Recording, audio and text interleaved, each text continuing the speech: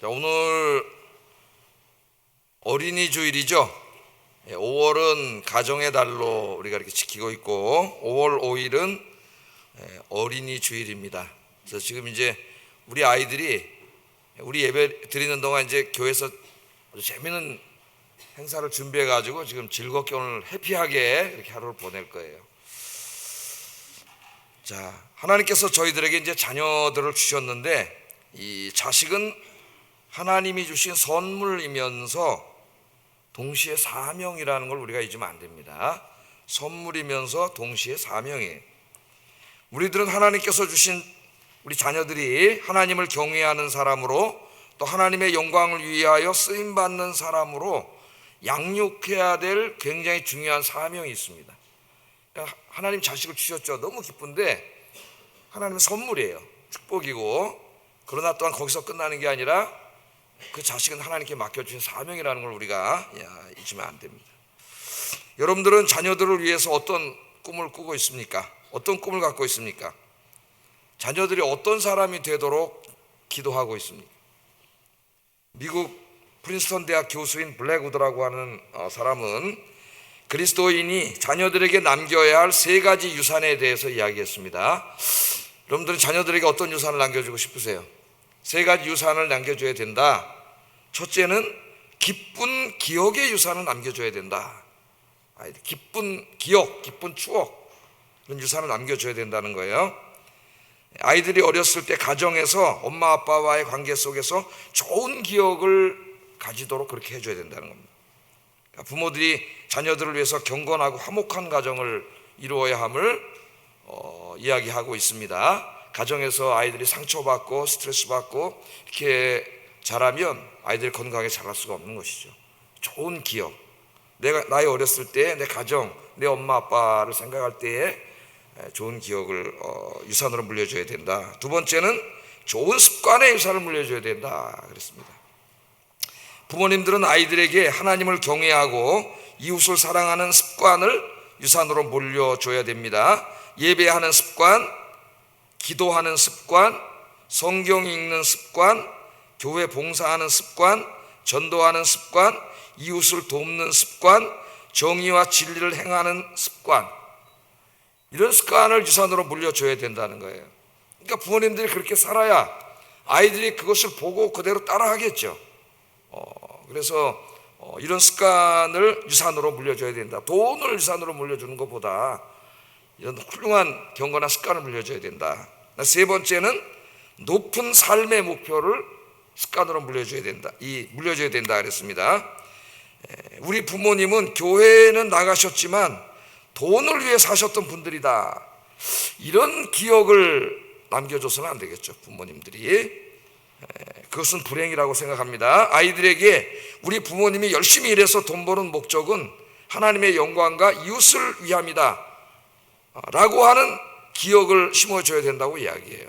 그래야 우리 아이들이 엄마 아빠를 보면서 우리 인생의 목표를 단지 돈 많이 벌어가지고 나 혼자 잘 살고 잘 먹고 잘 사는 게 아니고 좀 더 고귀하고 높은 이상을 추구하는 아이들로 자랄 수가 있다는 겁니다. 그래서 이 3가지가 중요하다고 그러는데 기쁜 기억의 유산, 좋은 습관의 유산, 높은 삶의 목표의 유산. 부모님들이 잘 기억하셔야 되겠죠. 이 3가지 유산을 물려줘야 된다 이렇게 얘기를 했습니다. 자, 그렇다면은 여러분들은 자녀들에게 어떤 부모이십니까? 자기를 한번 돌아보겠습니다. 여기 또 할머니 할아버지도 많이 계신데 여러분들은 어떤 분들이세요? 자녀들에게 어떤 기억과 어떤 습관과 어떤 삶의 목표를 심어주고 있습니까? 아들러라고 하는 심리학자가 있어요. 세계 3대 심리학파 중에 하나를 만든 사람인데 어렸을 때부터 아이들의 교육을 통해서 훌륭한 인간을 만드는 데 관심을 가졌던 그런 분입니다. 자, 그런데 이 아들러가 아이들이 건강하게 성장하기 위해서는 3가지가 필요하다 이렇게 얘기를 했어요. 3가지. 아이들이 이렇게 영육간에 건강하게 자라기 위해서는 3가지가 필요한데, 첫째는 건강한 신체가 있어야 되겠고, 둘째는 좋은 환경, 그 다음에 3번째가 중요한데 좋은 부모입니다. 좋은 부모. 부모의 역할이 절대적인 것이죠.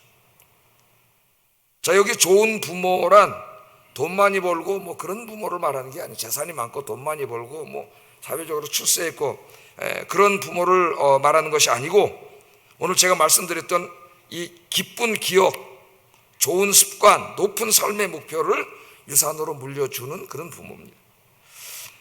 오늘 이 어린이 주일을 맞이해서 제가 그 위대한 지도자였던 또 하나님의 사역자였던 모세, 이 모세를 그렇게 위대한 사람으로 키웠던 그 모세 어머니의 교육에 대해서 오늘 좀 말씀을 드리려고 합니다.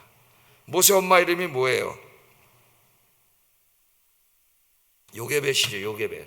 오늘 일부 예배 때는 우리 성가대가 그 요게벳의 기도를 찬양을 해줘가지고 본문하고 이렇게 좀 맞았는데 요게벳입니다.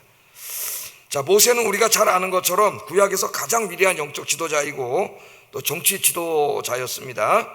이 모세는 하나님의 부름을 받아 하나님의 백성들을 그 노예 생활하던 애굽으로부터 구원해서 약속의 땅인 가나안 땅으로 인도해냈던 정말 위대한 지도자였죠. 자, 그런데 이 모세의 일생을 오늘 이제 본문에도 간단하게 기록되어 있지만 보면은 모세는 어디서 태어났어요? 애굽에서 태어났습니다. 또 그 애굽에서 모세가 태어날 때 이스라엘 자기 민족 히브리 민족들은 거의 노예 상태에 있다시피 한때 태어났습니다. 그러니까 이 애굽은 하나님을 믿는 나라가 아니라 태양신의 나라예요. 눈만 뜨면은 태양신이 주신이고 그 다음에 다신 사회이기 때문에 굉장히 많은 신들이 있는 것이죠. 그래서 애굽의 태양신과 종교와 그 다음에 문화와 언어와 그들의 윤리와 세계관과 가치관, 그런 것이 가득 차 있는 곳에서 모세가 태어났습니다. 그런데 모세가 어떻게 이런 곳에서 여호와 하나님을 섬기는 위대한 지도자가 될 수 있었는가? 오늘 본문이 그것을 말해줘요.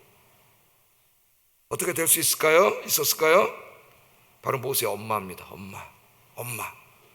어떻게 보면 한 사람의 인생에 제일 중요한 사람이 엄마일 수 있어요. 엄마. 우리 여기 보면 아빠보다 엄마가 더 많으신 것 같은데, 엄마의 신앙교육이 그렇게 만드는 거죠.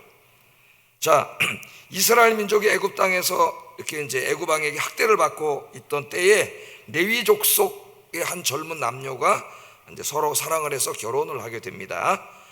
이 사람이 누구냐면 아므람과 요게벳이라고 하는 사람이에요. 오늘 본문에는 이제 이름이 안 나오는데 출애굽기 6장 20절에 보면 이름이 나옵니다. 한번 읽어보겠습니다. 시작. 아론과 모세를 낳았으며, 그렇게 말하고 있습니다. 아므람과 요게벳, 그냥 청년들이죠. 레위 지파의 청년들인데 두 사람이 어느 날 이렇게 서로 사랑하게 됐고 결혼을 해서 가정을 이루었습니다. 그래서 아이들을 낳았습니다. 두 사람은 남들처럼 평범한 가정을 이루어서 아이 낳고 행복하게 그렇게 살았어요. 그런데 하나님께서는 이 두 사람의 결혼을 통해서 놀라운 계획을 갖고 계셨습니다. 두 사람은 몰랐어요. 그냥 사랑해서 결혼하고 가정을 이룬 거예요. 그런데 하나님은 그 평범한 가정을 통해서 하나님께서 놀라운 계획을 갖고 계셨는데 그 두 사람을 통해 아이가 태어나고 그 아이를 통하여 하나님이 위대한 지도자로 삼으려고 하는 계획을 가지고 그렇게 계셨습니다. 우리가 여기서 깨닫게 되는 것은 하나님의 이 위대한 구원 계획은 대부분이 평범하지만 그러나 경건한 사람들의 일상을 통해서 이루어졌다는 겁니다. 저는 좀 목이 아파가지고 목소리가 잘 안 나와요. 좀 힘이 드네. 자, 성경에는 그런 이야기가 많죠. 그러니까 평범하지만 경건한 가정을 통해서 하나님이 일하신다는 거예요. 그러니까 뭐 대단한 가문의 가정을 하나님 택하시고 거기서 하나님의 지도자를 만들고 그러시는 게 아니라 평범하지만 경건한 가정, 그 가정을 택해서 하나님이 그 가정을 통해 자녀를 낳게 하고 그 자녀들이 위대한 자녀가 되게 한다는 겁니다. 성경에 보면은 한나가 있죠. 한나, 아이를 낳지 못하던 한나에서 평범한 가정이었는데 한나가 하나님 앞에 눈물로 기도했죠. 그랬더니 하나님이 아이를 주셨어요. 그래서 그 아이가 사무엘입니다. 그 이스라엘의 새 시대를 열었던 사무엘이라고 하는 이런 지도자를 낳게 하셨고, 또 평범한 마노아의 가정을 통하여 이스라엘을 구원할 사사인 삼손을 낳게 하셨습니다. 이런 게 사실 이제 성경에서 읽으면 부모님들의 가슴이 좀 설레야 돼요. 가슴이 설레야 돼. 왜? 하나님께서는 우리 같은 평범한 사람, 그러나 하나님을 경외하는 이런 가정을 통해서 하나님의 위대한 일을 이루시는구나.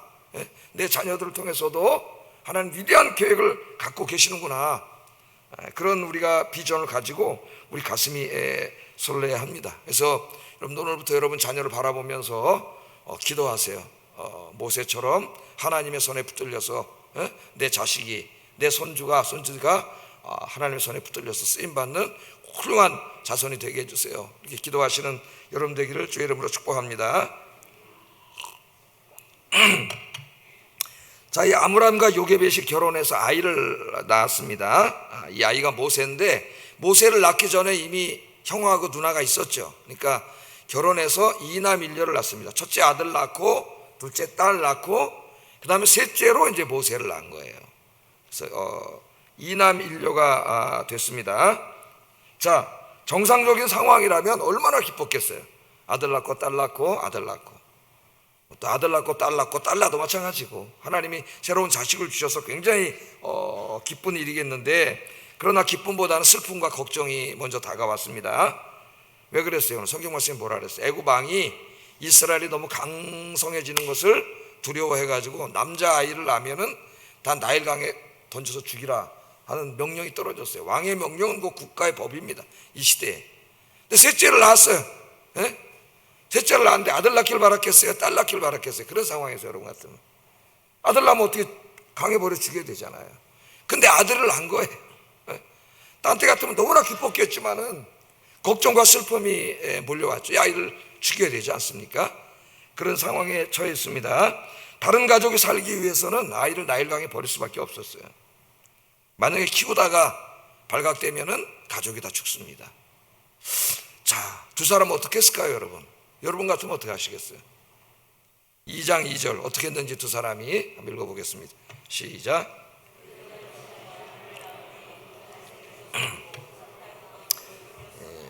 아기를 낳았는데 아들인 거죠. 그럼 국가의 법에 의해서 나일강에 버려야 됩니다. 여러분 한번 생각해 보세요. 아이를 낳았다는 거 10달 동안 엄마가 아기를 베고 있기 때문에 동네 사람들이 다 압니다. 주변에 애굽 사람들도 다 있어요. 어느 날 아이를 낳았어요. 그럼 금방 알겠죠, 동네 사람들이. 그런 상황이 있어요. 가족이 다 위험에 처할 수 있습니다. 이런 상황에서 어떻게 했느냐, 오늘 성경은 뭐라고 말하고 있냐면은, 그 아이가 잘생긴 것을 보고, 잘생긴 것을 보고 석 달 동안 숨겼다, 그렇게 나오죠. 석 달 동안 숨겼다, 그렇게 나옵니다. 여기 잘생겼다고 하는 말은 히브리 말로는 토부라는 말입니다. 토부. 이거는 이제 영어로 말하면 굿이에요. 굿, 좋은, 좋다, 그런 뜻도 되고, 혹은 이제 사람에게는 잘생기고 건강하다, 그런 뜻이 됩니다. 잘생기고 건강하다. 그러니까 문자적인 의미는 이 아이가 건강하고 잘생겼다는 의미가 돼요. 건강하고 잘생겼다. 그러니까 아마도 이 모세라는 아이가 이 아기 때에 건강하고 잘생겼던 것 같습니다. 자, 문자적인 의미로만 우리가 이것을 읽은다면은 모세의 어머니인 요게벳과 그 아버지가 아므람이 아이가 너무 건강하고 잘생겨서 강에다 버리기엔 너무 아까워서 목숨을 걸고 아이를 석 달 동안 숨겼다, 그런 말이 되죠. 문자로만 읽으면, 문자 그대로 리터럴하게 우리가 읽으면 그런 의미가 됩니다. 자, 그러나 여기에는 그것을 넘어서는 더 깊은 의미가 있어요. 본문에 사용된 이 토브라고 하는 단어가 가장 빈번하게 사용된 것이 창세기 1장입니다. 창세기 1장에 보면 하나님이 이제 첫째 날, 둘째 날, 셋째 날, 넷째 날, 이렇게 여섯째 날까지 이 천지를 창조하시는 이야기가 나오는데, 그 천지를 하나하나 창조하실 때마다, 한 부분을 창조하실 때마다 후렴구가 나와요. 후렴구가 뭐냐면은 하나님이 보시기에 좋았다. 저기 성경구절 7군데 성경구절 저기다 적어놨는데 1장에 제일 많이 나옵니다. 자, 출애굽기 누가 썼어요? 모세가 썼죠. 창세기는 누가 썼어요? 모세가 썼어요. 모세가 출애굽기와 창세기 다 저자라는 것을 알고 봐야 됩니다. 그러니까 지금 하나님이 우주 만물을 창조하시고 하신 얘기가 좋았다, 토부예요. 토부, 좋았다는 얘기입니다. 그런데 지금 모세가 자기의 탄생 기사를 쓰면서 지금 놀라웠게도 이 단어를 갖다 쓰고 있어요. 부모님 보시기에 좋았다 그러잖아요. 부모님 보시기에 좋았다, 토부. 그러니까 여기에 굉장히 중요한 신학적인 의미가 있는 거예요. 지금 자기의 탄생을 하나님이 이 온 우주를 창조하시는 우주적인 사건으로 보고 있는 겁니다. 지금 굉장한 자부심이 높은 사람이에요. 자기 태어날 때 그랬는지 안 그랬는지 어떻게 알았을까요, 여러분? 오늘 핵심은 여기 있어요. 예? 모세가 어떻게 이런 생각을 갖게 됐을까요? 자기 태어난 걸 토부했다고 누가 가르쳐 줬을까요, 여러분?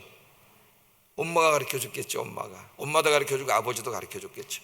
아기 때에 아기 모세를 이 어머니 요게벳은 육신의 눈으로만 바라본 것이 아니라 믿음의 눈으로 바라봤다는 것을 이야기해 주고 있습니다. 믿음의 눈으로. 여러분의 자녀들을 육신의 눈으로만 바라보지 말고 현재의 눈으로만 바라보지 말고 믿음의 눈으로 바라볼 수 있기를 주의 이름으로 축복합니다. 예? 이러한 해석은 히브리서 기자를 통해서 증명이 돼요. 단지 그냥 잘생기고 건강해서 숨긴 것이 아니라 이 아이는 뭔가 하나님께서 귀하게 쓰시려고 우리에게 주셨다고 하는 그런 확신이 있었던 거예요. 히브리서 11장 23절 한번 읽어보겠습니다. 시작. 석 달 동안 숨겨 임금의 명령을 무서워 아니하였으며, 그러니까 이 아기를 단지 그냥 건강하고 잘생겨서 석 달 동안 숨겼다, 그게 사실이라면 그 앞에다 믿음으로 그렇게 했다는 말을 줄 수가 없는 거죠. 어울리지가 않죠. 그러니까 단지 그냥 보기에 잘생겨 건강했다는 게 아니라 여기 놀라운 게 하나님 보시기에 좋았더라 하는 신학이 담겨 있는 거예요. 믿음의 눈으로 바라본 겁니다. 그래서 그 아이를 숨긴 게 바로 그 믿음으로 그렇게 했다, 그렇게 성경은 이야기하고 있습니다. 자, 여러분들도 오늘부터 여러분의 자녀들을 믿음의 눈으로 보세요. 믿음의 눈으로. 아이를 키우면서 이제 우리 유아 세례 받으려고 오신 엄마 아빠도 있는데 그 갓난쟁이부터 하나님 주신 아이를 끌어안고 믿음의 이야기를 해주고 기도하고 믿음의 눈으로 기도하면서 하나님, 언젠가는 이 아이가 자라서 훌륭한 하나님의 일꾼이 될 줄로 믿습니다. 그렇게 믿음의 눈으로, 비전의 눈으로 아이들을 보기를 주의 이름으로 축복합니다. 굉장히 중요합니다. 아이들이 앞으로 자의식에 있어서 굉장히 중요해요. 아이들이 잠재의식 속에 엄마 아빠의 한마디 한마디가 지금부터 다 들어가고 있다는 거 알아야 돼요. 자, 그런데 아이를 낳은 지 3개월이 됐습니다. 3개월이 됐는데 아기도 울고 이게 발각되게 생겼어요. 발각되면 온 가족이 다 죽습니다. 이거 어떻게 되죠? 예? 성경을 보니까 어떻게 했어요?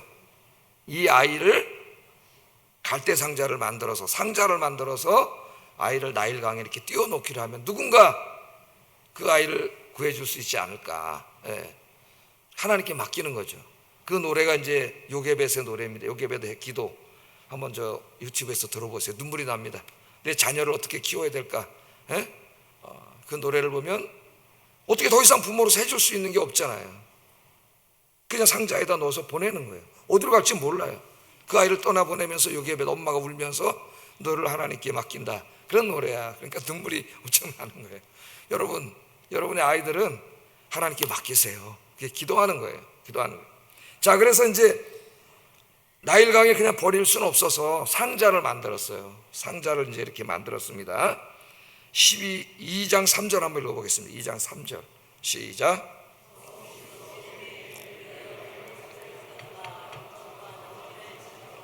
아기를 거기다만 나일강가 갈대 사이에 두고, 이제 갈대로 상자를 만들었으니까 그 안에 물이 들어오겠죠. 이게 방수가 안 되잖아요. 그럼 아이가 죽잖아요. 그러니까 엄마 아빠가 거기다 역청을 막 바르는 거죠. 물이 안 들어오게. 이 세상에서 제일 안전한 배가 될 수 있도록. 네? 그 엄마 아빠의 마음을 보세요. 오늘 여기 핵심은 거기에 있어요. 그 모세라는 아기, 이제 셋째 아들인데 이 아이가 상자에 들어가서 이제 나일강에 떠다녀야 됩니다. 그 다음은 몰라요. 하나님께 맡겼어요. 떠다녔어요. 근데 중요한 건 뭐냐면 상자에 물이 들어오면 안 돼. 안전한 상자를 해야 돼요. 그러니까 엄마 아빠가 얼마나 그 상자에 역청을 바르고 정성을 다했겠습니까? 이게 핵심적인 것이죠. 여기에. 예?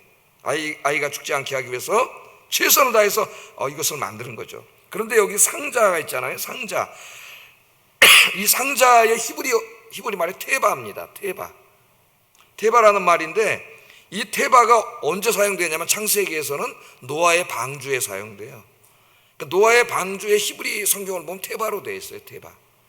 둘 다 모세가 썼죠. 노아가 만든 배는 뭐예요? 온 인류를 구원하는 배입니다.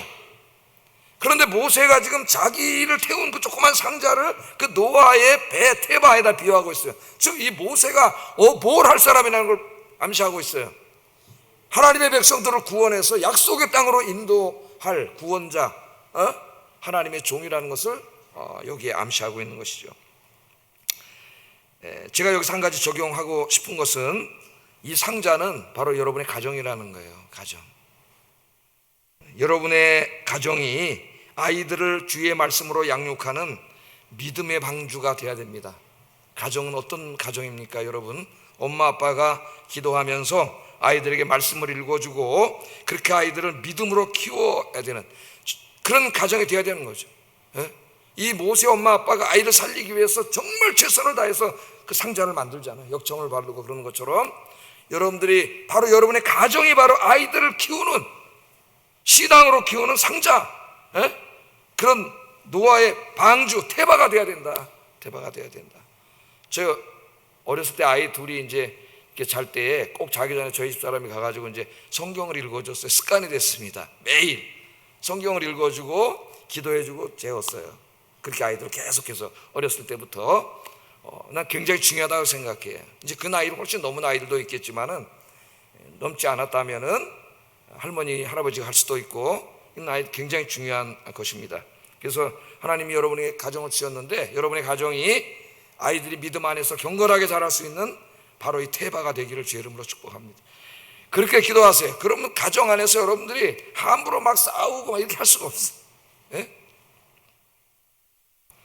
자, 이 모세는 어떻게 됐을까요? 그럼 모세는 이제 그냥 상자에다 집어넣어서 나일강에다 띄워놨는데 이 모세는 어떻게 됐을까요?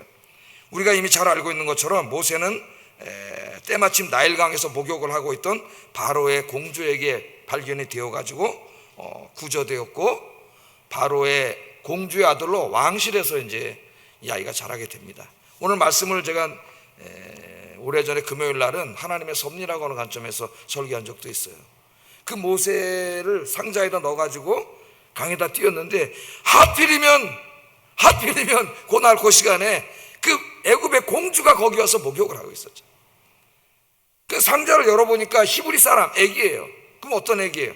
자기 아버지의 명령을 어기고 애기를 살린 반역자야. 아버지의 국법을 어긴 거예요. 지엄한 국법을. 그럼 죽여야 될 텐데 오늘 성경의 말씀에 보면 불쌍한 마음이 들었어요. 불쌍한 마음이 들었다 그랬어요. 누가 다 그렇게 한 걸까요? 보이지 않지만 우리가 느낄 수 없지만 항상 살아계신 하나님께서 그렇게 하신 거지. 하나님께서 그의 마음을 불쌍하게 여기셔가지고 아이를 구해줬습니다. 이 공주가 핫엡숫, 역사책에 나오는 인물이에요. 핫엡숫인데 그냥 옛날에 황제들이 막 후궁을 여러 명 두고 막 그 다음에 딸들을 낳아가지고 공주가 수십 명 있는 그런 가운데 한 공주가 아니에요. 이 핫엡숫은 왕의 외동딸로서 자기 아버지가 죽은 다음에 애굽의 왕이 됩니다. 그 당시 세계에서 최고 강국이 애굽이에요. 그래서 애굽의 역사를 읽어보면 이 핫엡숫은 애굽의 영토를 굉장히 넓혔던 굉장히 유능한 왕이에요. 유능한 왕. 이 사람에게 발견이 된 거예요. 이 사람에게. 우리 성경에는 그냥 공주라고만 간단하게 나옵니다만은. 자, 그랬더니 모세의 누이가 이것을 계속 지켜보고 있었던 것 같아요. 누나인 누이가 이 상자가 어디로 떠나려고 하는지. 근데 애굽의 공주가 구원해 주는 걸 보고 쫓아가가지고 뭐라 그럽니까? 내가 히브리 여인이 알고 있는데 유모를 한 명 구해주겠습니다. 그랬더니 또 웬일로 공주가 그렇게 하라. 이게 하나님이 다 하시는 거예요. 뒤에서 그렇게. 그래서 이제 누구를 소개해줬어요? 자기 엄마를 소개해줬지. 자기 엄마를. 그래서 모세는 실제로 누가 키우게 돼요? 모세 엄마가 키우게 된 거예요. 모세 엄마가 젖을 먹이면서 키우게 됐는데 이게 이제 모세의 인생에 절대적인 영향을 미칩니다. 굉장히 중요한 거예요. 왜냐하면 그 아이의 인생에 가장 중요한 시기가 언제냐면 유아기라 그래요. 유아기. 깜짝 놀랐죠? 저도 깜짝 놀랐습니다. 발달 교육 심리학자가 있어요. 하버드 대학의 발달 교육 심리학자. 아이들이 이제 이렇게 성장해 가면서 그때 심리를 연구하는 그런 사람인데 발달 심리학자 중에 이제 하워드 가드너라고 이 사람 세계적으로 유명한 사람입니다. 이 사람 책을 읽고 저도 알게 됐어요. 깜짝 놀랐어요. 저도. 그때 교육이 그렇게 중요하다는 거. 통찰과 포용이라고 하는 책이 있습니다. 통찰과 포용. 자, 이 사람이 이 책에서 뭐라 그러냐면은 인간의 모든 자아의식은 5살 때 거의 형성된다 그래요. 그러니까 우리나라 나이로 하면 6살입니다. 6살. 5살 때 거의 형성이 되는데 성인이 되어서도 5살 때의 인지의 틀을 갖고, 인지의 틀입니다. 하나의 지식이 아니에요. 모든 지식이 만들어지는 틀을 말하는 거예요. 그 인지의 틀을 갖고 생각하고 판단한다 그래요. 만일 이것이 사실이라면 인간의 교육 중에서 가장 중요한 교육은 취약 이전 아이들의 교육이라고 할 수가 있습니다. 최근에 제가 또 읽은 책을 읽어보면 어머니의 뱃속에서부터 중요하잖아요. 어머니의 뱃속에서부터. 어머니의 자궁에서 아이의 한평생이 만들어진다는 얘기를 하는 사람도 있어요. 우리 아이들 인생에 가장 큰 영향을 미칠 수 있는 사람이 누구예요? 엄마예요. 엄마, 아빠. 아빠는 직장 나가면 엄마가 제일 많이 영향을 미치겠죠. 그리고 유치원에 애들이 가 있습니다. 유치원 선생님, 교회 오면은 영화부 유치부 선생님들. 영화부 유치부가 아무것도 아닌 게 아니에요. 우리 아이들 인생의 제일 중요한 시간, 그 시간이. 아이 교육에 있어서 가장 중요한 사람이 이 중에서도 어머니이기 때문에 어머니가 믿음 안에서 바로 서면 아이들은 믿음 안에서 잘 자랄 수가 있습니다. 모세의 어머니는 모세에게 젖을 먹이면서 그가 누구인가를 가르쳤어요. 누구인가. 정체성 교육을 시킨 거예요. 너는 애굽 백성이 아니다. 너는 태양신의 아들이 아니다. 너는 하나님의 백성이고 하나님의 자식이다. 참신은 여호와 하나님이다. 그 유아기 때에 젖을 먹이고 키우면서 엄마가 그렇게 가르친 것이죠. 이것은 나중에 모세가 40세가 되었을 때에 자기는 히브리인이고 하나님의 아들이라고 하는 강한 자의식을 가지고 있는 것을 통해서 증명이 됩니다. 출애굽기 읽으면 나오잖아요. 40세 때. 그게 나와요. 이건 굉장히 놀라운 일이에요. 왜냐하면은 모세가 공주의 아들이었잖아요. 막강한 공주의 아들이었습니다. 그래서 12년 동안 애굽의 지도자 교육을 받습니다. 애굽의 궁정에서. 그러니까 당대 최고의 교육을 받은 거예요. 최고의 선생님들에게 12년 동안 교육을 받았는데 하루에 12시간씩 받습니다. 12교시를 하는 거예요. 그렇게 12년이면 초, 중, 고 대학까지 다 하는 거죠. 12년의 이 시간을 공부를 하는 거예요. 자, 그런데 이 나중에 모세를 보면은 그 애굽의 교육이 모세의 머리를 지배하고 있는 게 아니라 엄마의 요람의 교육이 아이의 머리를 지배하고 있다는 걸 알게 돼요. 그러니까 이 최고의 나라의 최고의 교육, 12년의 교육이 어머니의 그 유아 때의 정체성 교육을 이기지 못합니다. 이기지 못해요. 왜? 아까 제가 뭐라 그랬어요? 유아 때의 자의식의 틀이 다 형성이 된다 그랬잖아요. 이 모세의 인생의 가장 중요한 시기는 친엄마인 요게벳이 모세를 직접 양육하던 그런 시기였습니다. 요게벳은 이 짧은 기간에 모세를 이스라엘의 지도자로 만든 거예요. 그러니까 어렸을 때 막 요새 엄마들이 극성이라 가지고 막 영어학원도 보내고 막 뭐 좋습니다. 뭐 영어를 일찍 가르치려고 뭐 할 수도 있겠지만은, 근데 정말 중요한 건 안 하고 있는 거야. 네가 누구냐? 이걸 안 가르치는 거예요. 네가 누구냐? 너는 하나님의 형상으로 지음받은 하나님의 아들이다. 하나님의 딸이다. 너는 하나님의 자녀다. 거룩한 하나님의 백성이다는 분명한 정체성 교육을 시켜야 됩니다. 이것이 평생 가요. 평생. 유아기 때 엄마가 이렇게 교육시켜놓으면 아이들이 흔들리지 않습니다. 이 정체성 교육은 아이가 고학년이 될수록 점점 힘들어져요. 왜냐하면 세상에 나가서 이제 믿지 않는 학교 교육과 친구들의 영향을 받으면서 점점 힘들어집니다. 중학생은 더 힘들고요. 고등학생이 되면 더 힘들어요. 오늘 한국 교회에서 제일 교회 나오지 않는 연령이 중고등학생들입니다. 지금 몇 배의 노력이 필요합니다. 청년이 되면 더 힘들어요. 교회 다니는 아이들도 지금 대학에 가서 인문사회과학의 대학에 들어가면은 그 아이들 중에 80%가 교회를 떠난다 그래요. 지금 여러분 심각한 이야기예요. 세상에 다 뺏기는 거예요, 아이들을. 그러나 우리 아이는 벌써 초등학생인데, 중학생인데 염려하지 마시고 조금 힘들겠지만 여전히 가능하다. 여전히 가능하다. 부모가 자식들과 이런 대화를 많이 나눠야 됩니다. 교육을 통해서 얼마든지 우리는 아이들은 모세와 같은 훌륭한 지도자로 만들 수 있습니다. 오늘 어린이 주일인데 제가 엄마 한 분을 또 소개해 드릴게요. 그 감리교를 창시한 분이 요한 웨슬레이잖아요. 요한 웨슬레이. 이제 우리 장로교는 깔뱅이라 그러죠. 칼빈은 미국식 발음이고 프랑스 사람이니까 깔뱅이라는 겁니다. 깔뱅. 근데 이제 이 감리교로 창시한 사람은 요한 웨슬레이죠. 영국 사람인데 이 엄마가 이제 아들도 유명하지만 엄마도 유명해요. 근데 엄마는 뭘로 유명하냐면 자식들을 신앙으로 교육시키는 엄마로 유명합니다. 수산나라고 하는 여인인데요. 아마 자녀교육 수산나 이렇게 치면은 인터넷에 이분에 대한 이야기 뭐 자녀교육 25가지 팁 뭐 이런 게 많이 나올 거예요. 자녀를 몇 명 낳은지 아세요? 이분이? 물 한 잔 먹고 말씀드릴게요. 무려 17명을 낳습니다. 17명. 야, 지금 우리나라 왔으면 나라에서 다 해줬을 텐데 그냥. 하나 나죠. 17명의 아이를 낳습니다.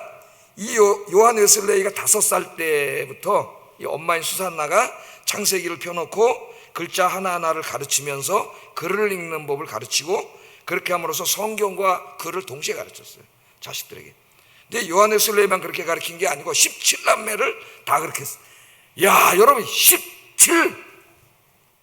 요새 하나도 힘들어갖고 엄마들이 막 이러고 있는데 요새 엄마들이 17남매를 하나하나를 다 제자 훈련을 시킨 거예요. 엄마가 다 훌륭한 자녀를 키웠어요. 그래서 유명한 거예요. 이 수산나라고 하는 엄마가. 한 번은 이제 수산나가 애기들에게 주려고 사과를 이제 하나씩 나눠주고, 야, 사과를 사와도 많이 사와야 돼. 요새 우리나라 사과가 10만 원이 넘어 한 상자에. 요새는 못 먹일 것 같아요. 이렇게 되면 사과를 주고 남은 거를 이제 선반에 올려놨대요. 근데 요한 웨슬레이가 어렸을 때 얼마나 먹고 싶겠어요. 그게 저도 4남매인데 엄마가 시장 갔다 와서 과일 몇 개 사고 좀 남겨놓으면 어떻게 하나라도 더 가지려고 이제 형제들끼리 어렸을 때 다투잖아요. 먹고 싶으니까 이제 이놈이 요한 웨슬레이가 엄마 몰래 싹 하나 이제 꺼내 먹었다가 저 엄마한테 들켜가지고 혼이 날 뿐만 아니라 매를 맞습니다. 종아리를 회초리로 때렸다 그래요. 엄마가 자기를 피가 나는 대로 때렸다 그래요. 이런 하면 안 되기 때문에 3살 버릇 8까지 간다 그러죠. 엄마가 때린 거예요. 나중에 이제 요한 웨슬레이가 훌륭하게 되어서 그때 일을 회상을 합니다. 회상하면서 이렇게 말합니다. 만일 그때 내가 어머니께로부터 실컷 매를 맞고 혼나지 않았다면 나는 아마도 지금의 내가 될 수 없었을 겁니다. 이렇게 하면서 어머니에게 감사의 표시를 한 적이 있어요. 여러분, 하나님이 하나를 주신 분도 있고 둘을 주신 분도 있고 또 우리 할머니 할아버지들은 많은 손주들이 있는데 기도하면서 수산나는 17을 이렇게 키웠는데 여러분 아까 사명이라 그랬잖아요. 제가 사명, 신앙 안에서 잘 키우시기를 주의 이름으로 축복합니다. 자, 여기 이제 연세 많이 드신 우리 이제 어머니도 많이 계시기 때문에 어머니 아버지도 관연한 자식을 둔 이제 우리 부모님들을 위해서도 김구 어머니 얘기를 좀 하나 해드릴게요. 김구 어머니. 저도 이제 저희 집에 제일 막내가 32살입니다. 우리 은우가 32살이고 아직 아이를 안 낳아서 어린이는 없어요. 저희 집에. 자, 김구 선생 어머니에 대한 이야기가 있습니다. 자, 김구 선생이 이렇게 훌륭한 사람이 된 것은 어머니 때문이었다 그래요. 어머니. 자, 어떤 어머니였는가 한번 좀 제가 말씀드리겠습니다. 제가 이제 오래전에 백범 김구 평전이라고 하는 책을 읽었는데 제가 가끔 이 평전들을 읽어요. 평전이라고 하는 말은 이제 저 사람을 평가하는데 평전이잖아요. 좀 비평적으로 평가하는 것을 평전이라 그래요. 왜냐하면 자서전이나 이런 것들 잘못 쓰면은 저 사람을 우상화시킬 수가 있어요. 그래서 공과 사를 다 잘된 것과 안 된 걸 같이 써야지 그렇지 않으면 우상화가 됩니다. 자, 이 김구 선생의 어머니가 광락원 여사님이신데 곽씨예요. 광락원 여사님. 김구 선생이 이제 신민의 사건으로 서대문형무소에서 옥고를 치를 때입니다. 여기 서대문형무소에서 이제 우리 동네가 거기 있잖아요. 옥고를 치렀는데 오늘 어머니가 이제 감옥으로 면회를 오셨다 그래요. 면회를 와서 하시는 말씀이 이렇게 말씀하셨답니다. 나는 네가 경기도 감사하는 것보다 훨씬 기쁘다. 아들이 감옥에 있는데 경기도 감사하면 아마 일제시대 때 아마 엄청났던 것 같습니다. 경기지사죠. 지금으로 말하면 하는 것보다 훨씬 기쁘다. 나라와 민족을 위해서 네가 이렇게 감옥에 있는 너 너무 기쁘다. 어머니가 그렇게 얘기하시더라는 거예요. 이제 김구 선생이 4년 만에 이제 추록을 해가지고 고향으로 돌아왔답니다. 동네 사람들이 막 이제 나라를 위해서 한 사람이 환영을 해주고 막 이제 잔치를 불렀는데 특히 김구 선생의 친구들이 추록 위로연을 베풀면서 기생들을 불러다가 술 파티를 했대요. 술 파티. 이때 김구 선생 어머님 광락연 여사가 찾아와가지고 김구 선생을 호되게 4년 만에 감옥에서 나왔는데 한 번 눈 감아줄 수도 있는데 호되게 꼬지셨다래요. 이렇게 말씀했답니다. 내가 여러 해 동안 고생한 것이 오늘 내가 기생을 데리고 술 먹는 것을 보려고 한 것이냐. 그러면서 호통을 쳤다 그래요. 얼마나 훌륭한 어머니십니까? 중국 임시정부 시절에는 김구 선생의 어머니 생활이 너무나 비난해서 어떤 때는 중국인의 쓰레기통에서 배추를 주워다가 김치를 담근 적도 있답니다. 우리 독립운동가들의 생활이 다 가난했죠. 어느 날 독립운동가들이 김구 선생 어머니 이제 광락인 여사의 생일인 걸 알고 잔치를 준비하고 있었대요. 잔치를. 야, 그래도 김구 선생 어머니들 잔치를 열어주자, 우리가 생일 잔치를 열라니까 광락원 여사가 오셔가지고, 야, 잔치는 필요 없으니 그 돈을 나에게 주시오. 내 맛있는 거 사 먹겠소. 살 수 없이 돈을 드렸답니다. 돈을 드렸대요. 그랬더니 이 어머니가 가가지고 그 돈으로 뭐 했을 것 같아요? 권총을 2자루 사오셨대요. 권총을 2자루 사오셔가지고 이렇게 말씀했답니다. 이영만리에서 독립운동을 한다는 사람들이 생일잔치가 다 뭐냐, 이 총을 독립운동하는 데 써라. 그런 총을 2자리를 줬다는 거예요, 엄마가. 또 김구 선생이 아내에게 조금이라도 불쾌한 빛을 발하면 어머니의 불호령이 떨어졌답니다. 네가 감옥에 들어간 후에 네 동지 아내들은 남편을 돌보지 않고 이혼을 하느니 추행을 하느니 하는 판에 내 처의 절행은 나는 고사하고 내 친구들이 감동하였다. 내 처를 박대하면 못 쓴다 이놈아. 혼을 했다는 거예요. 야, 이렇게 훌륭한 사람이 있구나. 이런 어머니가 있었기 때문에 김구 선생이 있을 수 있는 거죠. 그래서 이제 아이가 커서 결혼하다 보니까 아이의 삶에 절대 일치해 저는 뭐라고 하지 않습니다. 우리 집사람하고 다 이미 총명하고 아이들이 똑똑하고, 그래서 아이들이 결혼한 이후에는 부모님들이 간섭하지 않는 게 좋아요. 둘이 알아서 잘 삽니다. 간섭하지 마세요. 그러나 때로는 인생의 선배로서 신앙의 엄마 아빠로서 좋은 조언이나 길을 제시해 줄 수는 있겠죠. 오늘 오신 우리 연세 드신 어머니 아빠들이 그런 분들이 되기를 바랍니다. 제가 이제 시간이 많이 가는데 할 일이 많은데, 다른 교회 섬길 때에 저희 고등부였는데 부서에 70이 다 돼가시는 권사님 교사를 하고 계셨어요. 60이 넘으셨는데 교사를 하고 계셨는데, 나중에 이제 그 아들이 부장이고, 그 아들이 이제 그때 안수 집사님이었는데 지금은 장로님 되시고 부장인데, 이제 한 200명, 그때 한 200~300명 모이는 중소기업 꽤 큰 회사의 이제 CEO였습니다. 굉장히 어려웠어요. 제가 좀 이렇게 대하기가 CEO였었는데, 우리 나중에 이제 하시는 말씀이, 압구정동에 그때 사셨어요. 아파트 큰 데 사셨는데, 이제 집 하나 사면 돈 벌지 않습니까? 그래서 또 다른 아파트를 또 사고 이제 이렇게 투자를 하는데, 아파트 하나 살라 그러다가 이제 권사님 어머니한테 혼났다는 거예요. 그런 얘기를 하시더라고요. 그러면서 어머니가 하시는 말씀이, 너는 살 집이 있지 않느냐, 그 집은 집 없는 사람이 사도록 내버려 둬라. 두게 하는 건 옳지 않다. 어머니가 그래서 그 집을 못 샀다는 거예요. 야, 그렇다 그 어머니가 뭐 부부 생활에 뭐 이래라 저래라 얘기하시는 분이 아니에요. 훌륭하신 분이니, 너무나 훌륭한 분 아니겠습니까? 진짜 믿음의 어머니죠. 오늘 저를 비롯해 여러분들이 그런 부모가 되기를 주의 이름으로 축복합니다. 그럴 때는 한번 이야기해 줄 수 있는 거예요. 엄마 얘기만 했으니까 마지막으로 아버지 얘기 간단하게 하나 말씀드리고 끝내겠습니다. 훌륭한 아버지 이야기 하겠습니다. 훌륭한 아버지, 우리 아빠들이 많이 계십니다.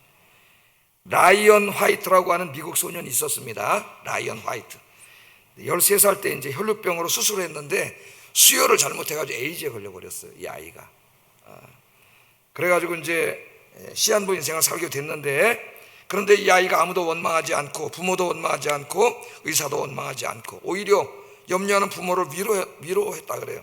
그러니까 이 이야기가 퍼져가지고 매스컴을 통해서 알려져서 유명한 사람들이 찾아오기 시작해요. 레이건 대통령 때인데, 레이건 대통령도 병실에 찾아오고, 그 유명한 가수 마이클 잭슨도 찾아와서 아이를 위로하고, 그럴 정도로 그 유명한 사람들이 다 찾아서 위로할 정도로 유명해졌어요, 이 아이가. 그런데 그리고 이제 5년을 더 살다가 이 아이가 죽게 되는데, 그 마지막 세상을 떠나기 전에 아빠와 나눈 대화가 알려져가지고 많은 사람이 감동을 주고 있습니다. 아버지가 죽어가는 아들에게 이렇게 말을 했답니다. 그러니까 18살 때 죽은 거죠. 13살에 걸려서. 라이언, 미안하다. 나는 너에게 아무것도 해줄 것이 없구나.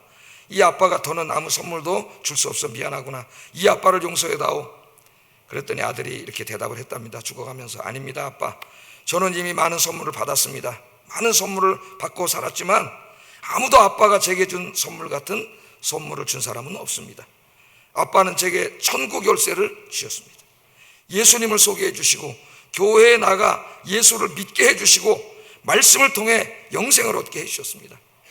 이보다 더 위대한 선물이 어디 있습니까? 아빠 너무 감사했습니다. 그러고 이 세상을 떠났다는 거예요. 아이도 훌륭한 아이지만은 여기서 저는 아빠의 모습을 봤습니다. 아빠, 자기 자식에게 신앙의 유산을 물려주는, 믿음의 유산을 물려주는 아빠가 되시기를 주의 이름으로 축복합니다. 아이들 데리고 믿음의 대화, 성경 이야기를, 인생의 앞길을 밝혀주는 그런 아빠가 되기를 주의 이름으로 축복합니다. 기도하겠습니다.